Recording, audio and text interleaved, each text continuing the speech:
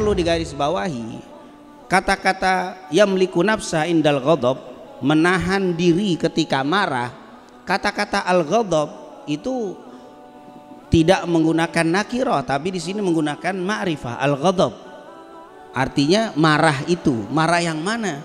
Enggak semua marah, tapi marah ketika berkaitan dengan diri, marah ketika berkaitan dengan harta.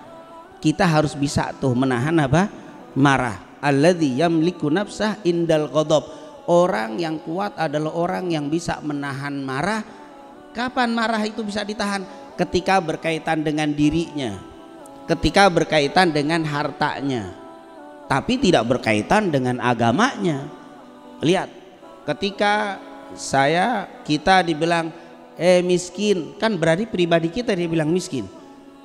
Alladzi yamliku nafsa, ini nih yang bisa menahan marah begini nih, nggak gampang marah, ini nih kuatnya orang.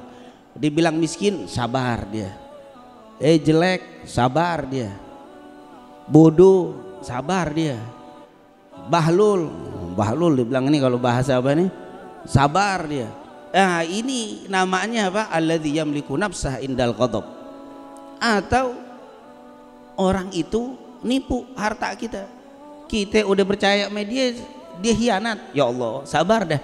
Harta yang diambil, sabar. Ini yang diperintahkan apa? Innamasyadidu alladzi yamliku nafsah indal ghadab. Jadi ghadabnya itu berkaitan dengan apa? Pribadinya. Ghadab itu yang bisa dia tahan berkaitan dengan hartanya. Tetapi kalau berkaitan dengan agama lain. Jangan giliran agama pakai innamasyadidu alladzi yamliku nafsah indal ghadab. Kenapa? Islam dihina, sabar. Sabar biar jadi orang kuat. Kita jangan apa? Jangan marah. Ini salah. Rasulullah dihina, sabar. Alladzi yamliku nafsah indal apa? Ghadab. Jangan gampang marah. Rasul dihina, sabar. Dibawainlah apa? Rasulullah itu sabar, jadi kita harus sabar. Salah itu bukan itu. Ulama dihina, sabar kita. Alladzi yamliku nafsah indal ghadab. Apa? Ulama dicaci maki, dihina, kita sabar. Ini namanya orang kuat. Itu orang lemah namanya. Kata para ulama sebaliknya, orang lemah adalah ketika dia sabar ketika agamanya dihina. Ulama dihina emang berkaitan dengan apa? Dengan agama. Oh iya, ulama itu adalah agama. Kenapa? Seperti diriwayatkan Imam Muslim dari Abu Darda, al ulama warathatul anbiya, mereka pewarisnya. Kalau zaman dulu nabinya, kalau sampai dihina itu para sahabat luar biasa. Mereka hidup di zaman Rasul. Mereka akan mengeluarkan harta dan jiwanya untuk membela Rasulullah SAW. Mereka siap menjadi tameng hidup untuk menjaga kemuliaan Nabi Muhammad. Tapi setelah Nabi Muhammad tidak ada, bukan berarti habis untuk kita berjuang untuk menjaga Rasul. Kita nggak ada Rasulullah, tapi Rasul kasih al ulama warathatul anbiya. Ulama itu pewarisku, jagain dia seperti engkau menjaga. Kalau sahabat jaga Rasul, umatnya menjaga ulama. Ulama itu adalah kedudukan seperti Rasul. Makanya dibilang apa?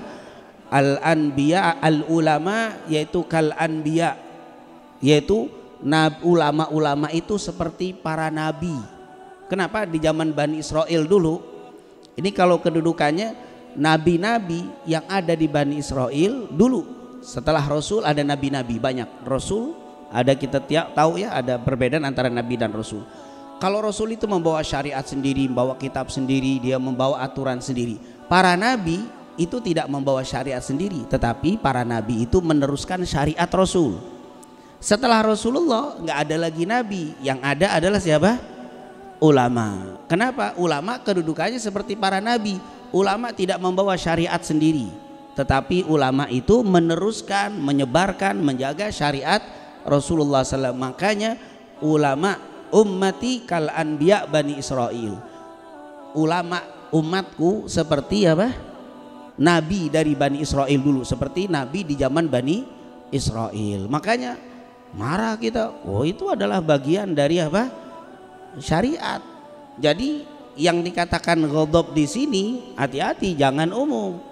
Karena ada juga ulama dihina, ulama dicaci, dibawain laisas sadidu bisyur'ati innamas syadidu alladzi yamliku nafsa indal ghadab, dibawain dalil ini hati-hati, ini salah. Kata-kata jangan marah di hadis Abu Hurairah disebutkan, sudah kita bahas dulu di dalam kitab Riyadhus, dalam kitab Arba'in Nawawiyah.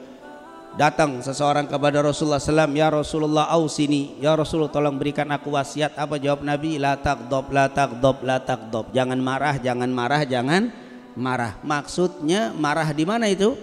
Jangan marah kalau dirimu dihina, jangan marah kalau hartamu yang diambil, atau jangan marah kalau dirimu yang dicaci, yang direndahkan. Tapi kalau urusan agama salah kita pakai hadis ini. Jadi hadisnya benar, cuman peletakannya harus apa?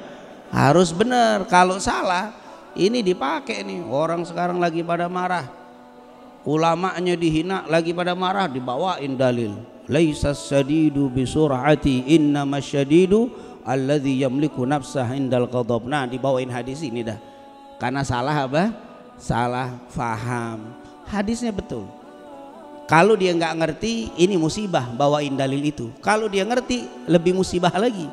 Ngerti cuman pengen supaya apa, pakai dalil padahal bukan tempatnya dia pakai, dia ngerti, oh lebih dosa lagi. Kalau nggak ngerti musibah, ngerti lebih apa? Lebih musibah lagi. Artinya jangan tekstual terus kita tidak paham apa yang dimaksud dalam hadis itu, karena sangat berbahaya sekali. Anaknya tidak sholat subuh, sabar. Anaknya maghrib ngilang, kagak sholat. Isya nggak nongol, Allah pulang-pulang subuh, perempuan lagi, sabar. Pakai dalil innamas syadidu apa? Alladzi yamliku nafsahu indal ghadab. Ini musibah ini. Salah apa? Salah dalil. Hati-hati, itu urusan agama. Anak tidak sholat itu urusan agama. Kita baru beliin handphone untuk anak kita, tiba-tiba jatuh dari atas, pecah. Sabar. Ini sabar nih, urusan harta nih. Tapi berapa banyak orang tua handphone yang baru dibeliin harga 16 juta ke anaknya hilang atau pecah, ngamuknya lebih daripada apa? Anaknya kagak sholat subuh. Ini musibah ini. Mustinya yang handphone pecah itu sabar. Tapi anak nggak sholat itu tidak boleh apa? Sabar. Dalam artian harus marah, tunjukin kita marah, nggak melakukan ibadah kepada Allah. Nah, ini tentunya harus diperhatikan. Jadi insya Allah kita semuanya menjadi orang-orang kuat.